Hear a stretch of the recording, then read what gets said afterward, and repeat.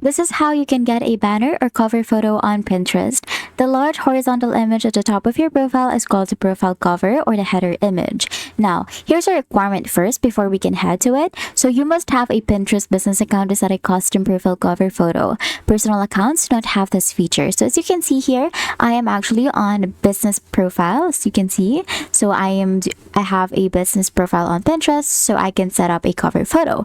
So once you have converted your personal account to business, it is free. After all, it is not paid at all. So what you're going to do next is we're just going to click on this plus icon from our profile, and then from there we're going to add a profile image. We can drag and drop an image or browse from our computer. So I'm just going to click on browse right here, and then I'm just going to set this as my cover photo. I'm going to click on done, and it will be set as the cover photo of my profile. All I have to do is to wait for it to be saved, and then just make sure that it is applied. Just double check it, and that's it.